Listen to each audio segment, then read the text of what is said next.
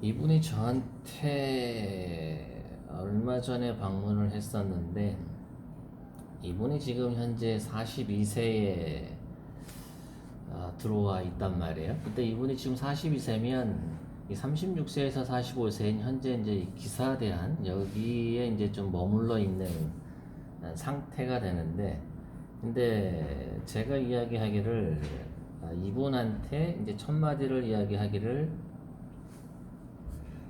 아, 그 재배, 그 돈, 금전, 또 이제 사업 궁이이기도 하고요. 근데 그게 좋지 않다. 그래서 어떤 직장 생활을 하면은 좀 나을 수는 있겠지만, 만약에 어떤 자영업이나 뭐 사업을 하시는 분이라 그러면은 상당히 좀 이렇게 힘들겠다라고 이야기를 했어요. 근데 이분이 현재 이제 자영업을 하고 있는 그런 상태인데, 근데 제가 왜 자영업이라든지 이런 걸 하면 좀 힘들고 금전적으로 좀 좋지 않다라고 이야기한 부분은, 이 사업이나 이런 부분을 하려면 이제 명궁, 대안의 어떤 명궁하고 재배궁이 좋아야 되는데, 근데 지금 현재 기사대안에서 보면 기사대안의 문곡화기가 기간의 문곡화기가 이제 선천적으로 문곡화기하고 더불어 쌍기가 되고 있는 상태란 말이에요. 근데 이 대한재배궁을 살펴보면 이 정간인데, 이 정축궁, 여기가 이제 대한재배궁인데 여기에 화기, 정간의 화기가 또 대한과 이렇게 겹쳐 있다는 거죠. 이게 문제가 되는 거죠. 이게 지금 쓰레기가 이렇게 문제가 돼 있기 때문에 재배액으로, 그러니까 사업적으로 좋지 않다라고 이야기를 하는 거죠. 더군다나 이제 그 작년도 어떻게 되겠어요? 작년도가 이제 기축년이잖아요. 그럼 다시 또 문곡화기가 들어가는데, 이렇게 되면 어떤 그 금전적으로 돈을 까먹거나 돈으로 인한 어떤 파재가 이렇게 일어나기 쉽거든요. 근데 이분은 문제가 뭐냐 그러면 이미 36세에서 45세 사이에서 이미 파재운이 돈을 깰 수 있는 부분이 지금 현재 이렇게 이 10년 그 안에 틀 안에 이미 존재해 있기 때문에 타격이 더 크다라고 이렇게 볼 수가 있죠. 그럼 언제가 나쁘겠냐 그러면 기축년이 나쁠 거고요.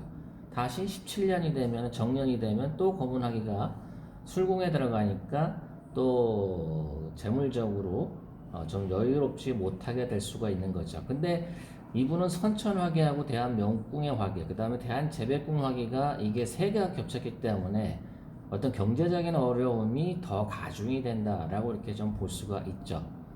그럼 이분은 기사대안에 이 사업을 하지 않으면 어떤 게 하는 게 좋냐라고 이렇게 또 손님이 물을 수도 있어요.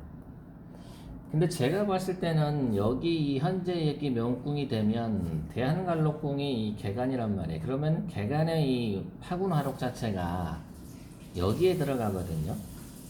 그리고 또 대한의 명궁의 화기도 또 여기에 들어가고, 그럼 대한명궁과 대한관록궁의 이 화록이 선천화록하고 겹쳐 있다는 거죠. 그러면 이분은 그 선천화록과 더불어서 관록궁 화록이 만났기 때문에 직장 생활을 하셔야 되는 어떤 그런 어떤 명인데, 그렇지 못하고 자영업을 했기 때문에 어떤 경제적으로 더 힘들 수밖에 없죠. 만약에 같은 사주라 하더라도 이분이 직장 생활을 했다 그러면 좀 상당히 좀 괜찮았을 거예요.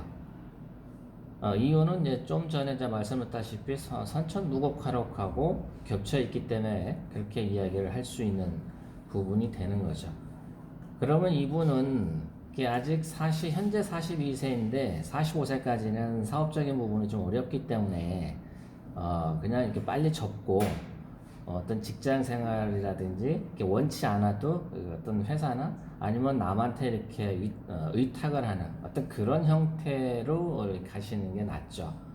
또 2020년 현재가 이제 경자년이잖아요. 그러면 다시 또 천정화기가 여기 들어오면 이 천정화기가 대궁인 이 술궁을 또 극을 하기 때문에 충을 한다 이렇게 볼 수도 있고요.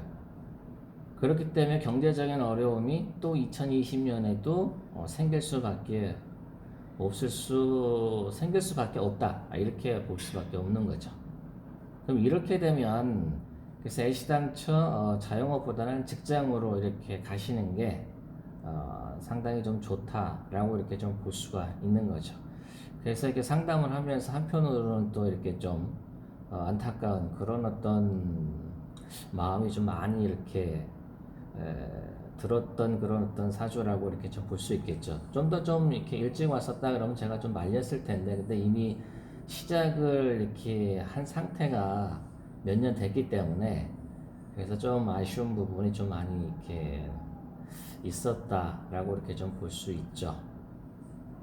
그래서 이제 오늘은 여기 이제 그 파재 뭐 이런 부분을 이렇게 좀 볼 수 이렇게 살펴보는 거고요. 만약에 이제 이분이 예를 들어서 지금 현재 여기에 머물러 있지만 이 대한관록궁 이거를 이제 예를 들어 대한재백궁이었다라고 가정했으면 나름대로 상당히 좀 괜찮았겠죠.